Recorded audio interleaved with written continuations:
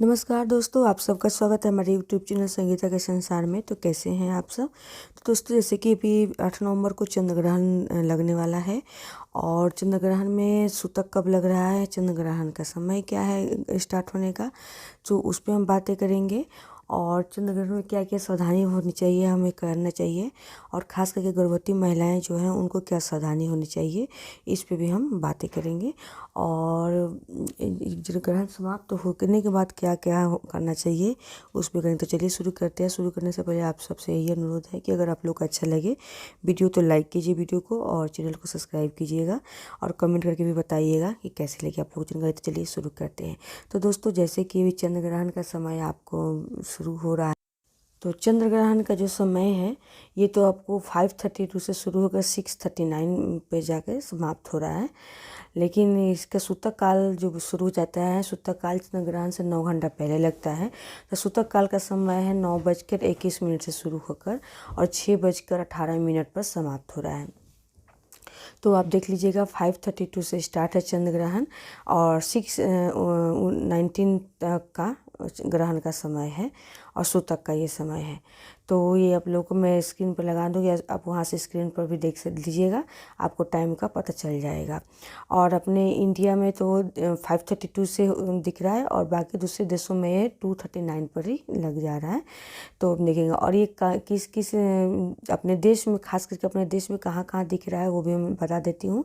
जैसे पटना, सिलीगुड़ी, रांची, लखनऊ, दिल्ली और में या दिल्ली, गुवाहाटी, रांची और कोलकाता, इन सब जगहों पे जो है चंद्र ग्रहण का ज़्यादा पूर्वोत्तर राज्य जो बोलते हैं, पूर्वोत्तर राज्यों में ज़्यादा ही दिखेंगे, और सभी जगह पर भी होंगे, दिल्ली के साथ में दिल्ली में भी दिखेंगे, लेकिन इन सब जगहों पे ज़्यादा दिखने का है।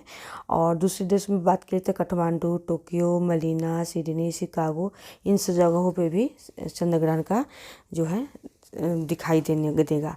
तो ये सब आप लोगों को पता चल गया कि कहाँ पर कितना बजे से ग्रहण स्टार्ट हो रहा है, कितना सूतक का टाइमिंग है और किस किस जगहों पर ज़्यादा इसका दिखाई दे रहा प्रभाव है, तो आप लोग जान गए। तो चलिए शुरू करते हैं।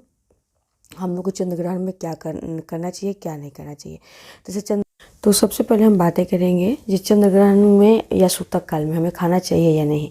तो बहुत लोग जो है सूतक काल में भी को भी वो करते हैं, मानते मतलब उस समय सूतक काल जैसे स्टार्ट होता है तो उसके पहले लोग खाना पीना खा के, और उसके बाद सूतक काल से लेके ग्रहण समय तक बिल्कुल कुछ नहीं, पानी नहीं पीना, खाना नहीं खाना, बहुत लोग उसको करते हैं। जब मोक्ष मिल जाता है यानी समाप्त हो जाती है, ग्रहण सूतक काल समाप्त हो जाता है, तो उसके फिर नहाना वहाना करके गंगा जल से शुद्ध होके, मतलब पानी में अगर डाल चाहे तो पानी में गंगा जल को डाल के शुद्ध हो जाते हैं। फिर उसके बाद फिर दान पुण्य जो भी करना करके तब लोग कुछ खाना खाते हैं। और कितने लोग होते हैं कि सूतक काल काफ़ी लंबा हो जाता है और हर जगह का अलग अलग है। कुछ कहीं पे लोग ऐसे भी मानते हैं, कहीं पर सिर्फ ये भी मानते हैं कि सूतक काल में जो होता है उसमें खाना खाते हैं, और ग्रहण के समय जब शुरू होता है उसके पहले से थोड़ा सा मतलब खाना पीना बंद कर देते हैं, पानी पीना बंद कर देते हैं, क्योंकि ये लंबा समय जाता है। तो आप लोग देख लीजिएगा। और ये चीज़ होता है कि मेन ये घर में जैसे छोटे बच्चे हैं और बड़े भी हैं तो काफ़ी लंबा टाइम हो जाता है, तो सूतक काल को लोग खाने पीने से नहीं जोड़ते। हाँ, पूजा पाठ नहीं करते हैं, पूजा पाठ शुभ कार्य जो है वो बंद हो जाता है, वो नहीं किया जाता है। जब ग्रहण समाप्त हो जाती है, जब सूतक काल समाप्त हो जाती है, तब उसके बाद जो है अपना पूजा स्टार्ट करते हैं, नहावा का जो भी पूजा करना होता करते हैं। तो ये चीज़ देख लीजिएगा आपके यहाँ कैसे होता है, क्या होता है, वो आपको कर लीजिएगा, क्योंकि आपको अपने घर के अनुसार, अपने मतलब जैसे आपके घर में चलता है उसके अनुसार ही करना सही होगा। तो कहीं कहीं जैसे हमारे यहाँ भी होता है कि हमारे यहाँ सूतक काल को खाने पीने से नहीं देखा जाता है, क्योंकि जैसे मैंने बताया काफ़ी लंबी अवधि हो जाती है सूतक काल से लेकर ग्रहण का, तो उस समय में इतना मतलब पॉसिबल नहीं हो पाता है, तो ग्रहण ही देखा जाता है। तो ग्रहण में तो ये तो चलिए सामान्य हो गया, लेकिन जब गर्भवती स्त्रियाँ होती हैं उनको थोड़ा ज़्यादा इस पर थोड़ा ध्यान देना होता है। जैसे मैंने लास्ट वीडियो में बताया था कि उनको क्या क्या सावधानी रखनी चाहिए। और आप लोगों को घर में जो भी है सदस्य हैं उनको भी इनमें सपोर्ट करना चाहिए, क्योंकि जो समय के सूतक काल से लेके आपको ग्रहण तक में उनको कुछ भी चीज़ ऐसे नहीं करना चाहिए, काटना उटना, चाकू छुरी कैंची जो भी है, सुई धागा, ये सब चीज़ बिल्कुल नहीं चलाना चाहिए। और खाने पीने का तो चलिए खाना खा सकते हैं, बोलते कि नहीं खाना, लेकिन फिर भी ये चीज़ गर्भवती पे भी है कि ग्रहण के समय नहीं खाना है। ग्रहण के लोग बोलते हैं ग्रहण में गर्भवती स्त्री और बच्चे खा सकते हैं, नहीं। देखिए बच्चे जो छोटे बच्चे होते हैं, दूध पीते बच्चे जो नहीं समझते हैं, तो 5 साल तक मान लीजिए, 5 साल तक जो बच्चे होते हैं नहीं समझते तो उसको खाना क्षमा है।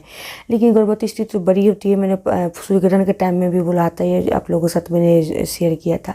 तो वो तो गर्भवती हैं, लेकिन है तो मतलब समझ रही है ना बातों को, तो इस सब चीज़ नहीं दिखाई देता। बस ग्रहण के समय में कुछ खाना पीना नहीं चाहिए, आप पहले खा पी लीजिए।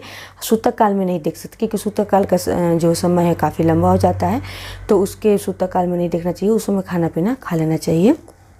ग्रहण के समय में नहीं खाना चाहिए। आपको कोई भी चीज़ काटना पीटना नहीं है, आपको ध्यान रखना है।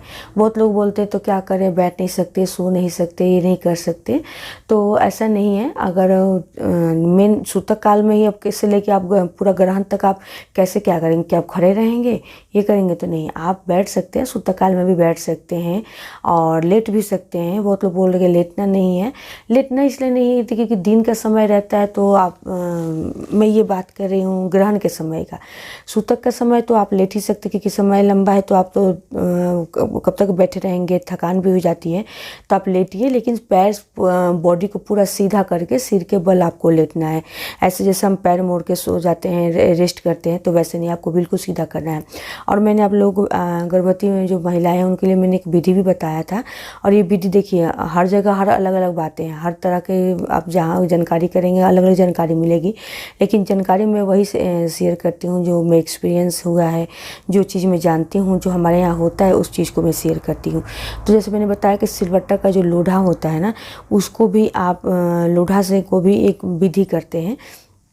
तो जब आप लेट रहे हैं, पैर आपका, ये देखिए ये खास करके रात के लिए स्पेशली ज़्यादा होता है, क्योंकि जब रात का ग्रहण का चंद्र ग्रहण का समय होता है ना, तो उस समय कभी कभी 12-1 बजे 2 बजे रात को लगता है, तो लोग बोलते हैं कि तब तक क्या गर्भवती स्त्रियाँ थोड़ी बैठी रहेंगी, जगी रहेंगी और करते रहेंगी, और रात का टाइम है तो नींद आता ही है।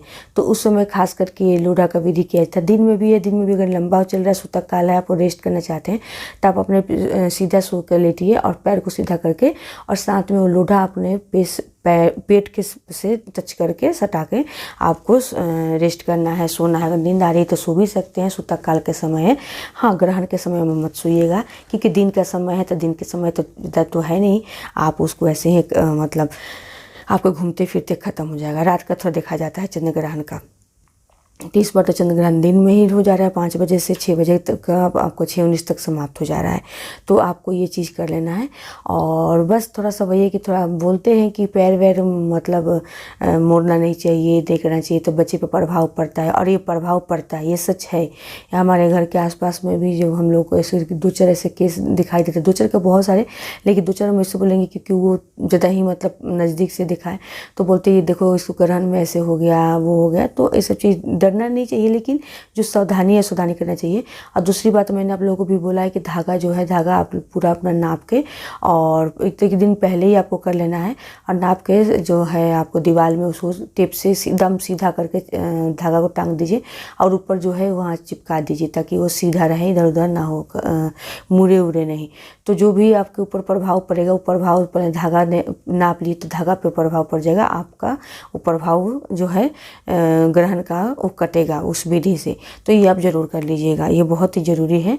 तो और भी जगह पे होता है, लेकिन जैसे मैंने बताया कि ये चीज़ें हैं, आपको मैंने एक्सपीरियंस है जो किया है, वो मैंने आप लोगों के साथ शेयर किया, क्योंकि एक्सपीरियंस इसलिए जो लोढ़ा वाला एक्सपीरियंस था वो मैंने किया है, धागा वाला भी किया है, क्योंकि मेरे भी जब थी प्रेगनेंसी टाइम चल रहा था, तो मैंने भी ये सब किया था, तो आप लोग साथ शेयर कर रही हूँ। तो चलिए हो गया कि प्रेगनेंसी में क्या करना चाहिए, बच्चों को क्या करना चाहिए। बच्चों को खाना ना आप दे सकते, छोटे बच्चे हैं नहीं समझ रहे हैं, उनको दूध खाना पीना जो भी है देना ही है। ग्रहण के समय सूतक काल में आपको कुछ नहीं देखना, भी नहीं बोलूँगी कि आप खा पी सकते हैं। बहुत लोग मानते हैं, जैसे बड़े हो गए, जो चीज़ है आप लोग अगर मानते हैं तो मानिए, लेकिन मतलब बच्चे और जो नहीं समझ रहे बूढ़े बच्चे हैं, तो उनको तो आपको खाना पीना करना ही पड़ेगा, है ना। तो वो आप लोग देख लीजिए। रही बात जब ग्रहण समाप्त हो जाता है तो क्या करते हैं, तो ग्रहण समाप्त होने के बाद क्या करते हैं कि जब बहुत लोग बोलते हैं कि आपको स्नान से पहले दान करना चाहिए, और कितने लोग बोलते हैं कि स्नान करके तब दान करना चाहिए। तो जैसे हमारी तरफ होता है कि हम जब ग्रहण समाप्त होता है फिर हम घर की साफ़ सफाई करते हैं। जैसे शाम हो गया तो कितने लोग दिन में तो झाड़ू लगा ही रहता है, बस पोछा लगाते हैं और पोछा लगा के अपना नहा वहा के शुद्ध होके उसके बाद दान कर लेते हैं। तो आप ऐसे कर लीजिएगा, क्योंकि पूछा जो घर बोलते हैं घर में काफ़ी अशुद्धि हो जाती है, उसकी जो प्रभाव पड़ता है ना ग्रहण का, इसलिए शुद्धिकरण बहुत ज़रूरी होती है। शुद्धि करना जरूरी होता है, शुद्धि कर लीजिएगा पोछा लगा के। उसके बाद अपना हाथ स्नान करके फिर दान करके तब पूजा करते हैं। तो आपके यहाँ जैसे होता होगा वैसे कीजिएगा। हमारे यहाँ तो ये, और बच्चों को भी आप अगर छोटे बच्चे हैं तो आप उनको कम से कम वस्त्र चेंज कर दीजिएगा, बदल दीजिएगा, और थोड़ा गंगा जल जो भी छिड़क दीजिएगा। और घर में जो अपने बड़े छोटे हैं सब स्नान करके अपने वस्त्र को जो है उसी समय बोलते हैं कि लोग बोलते हैं रख देना चाहिए। नहीं, आपको क्या करना है कि सरफ वरफ से अगर समय है तो धो लीजिए, नहीं तो आप उसे कम से कम पानी से शुद्ध करके मतलब खंगाल के उसको रख दीजिए, बाद में उसको धो लीजिएगा। क्योंकि ग्रहण के समय आपने उस कपड़े पे को पहना है तो सभी को वस्त्र को उस समय थोड़ा पानी से शुद्ध जरूर कर दीजिएगा, धो के रख दीजिएगा। फिर दूसरा आप नया जो धुला हुआ वस्त्र है आप स्नान करके पहन लीजिए। तो ये ज़रूरी है, शुद्धिकरण ज़रूरी है। बहुत लोग बोलते हैं शाम हो गया तो का स्नान कैसे करेंगे। तो देखिए बच्चे हैं, छोटे बच्चे हैं तो उनको आप वस्त्र चेंज कर सकते हैं। अपना भी अगर है तो आप कर लीजिए, लेकिन अगर आप कर सकते स्नान कर सकते थोड़ा गर्म पानी कर लीजिए, ठंडी का समय है कर लेके और थोड़ा सा आप शुद्ध हो जाइए, स्नान कर लीजिए तो बहुत बढ़िया है। नहीं है तो फिर पानी में गंगा जल मिला के और फिर अपने ऊपर डाल के और वस्त्र आप चेंज कर लीजिए। तो ये चीज़ है, ठीक है। तो यही सब चीज़ें, तो ये जानकारी आप लोगों से। उसके बाद अपना खाना पीना खा लीजिए। स्नान करने के बाद दान कर सकते हैं। दान में आपको क्या करना है, तो दान में क्या करें, दान में चावल हो गया, दाल हो गया, आलू हो गया, जो खाना आप जो आपका सीधा खाना होता है तो वो चीज़ दान करना चाहिए। जो आप खाते पीते हैं, पैसा है, पैसा उसमें जो भी है मुद्रा डाल दीजिए और दान करते हैं। और आपको मैंने ये बताना भूल गई कि जो खाना हम ग्रहण के समय पहले जो हमारे पास जो खाना बचे रहते हैं, दूध हो गया, दही हो गया, कुछ कच्चा अनाज हो गया, तो उस समय आप तुलसी पत्ता या कुसा डाल सकते हैं। तो कुसा तो आजकल मिलना मुश्किल है, लेकिन तुलसी पत्ता ज़रूर मिलता है। तो तुलसी पत्ता ज़रूर डालिएगा खाने ग्रहण स्टार्ट होने से पहले, क्योंकि फिर वो खाना आपका बाद में अगर नहीं डाला तो वो खाने लायक नहीं रहता है। तो इसलिए ध्यान से आप इसको ज़रूर डाल लीजिएगा, आपका खाना फिर सही रहेगा, शुद्ध रहेगा। क्योंकि तुलसी में जो होता है पारा होता है, तो खाने जो नेगेटिविटी जो आती है, जो प्रभाव मतलब पड़ता है ना, उससे बचाता है। बस यही तुलसी पत्ता। तो चलिए दोस्तों, इतना तक जानकारी थी मेरी, और अगर आप लोगों को होगा तो मैं कुछ जानकारी होगा तो ज़रूर मैं शेयर करूँगी। तो मिलते एक नई वीडियो में नई जानकारी के साथ में, तब तक के लिए नमस्कार दोस्तों। आप लोग अपना ख्याल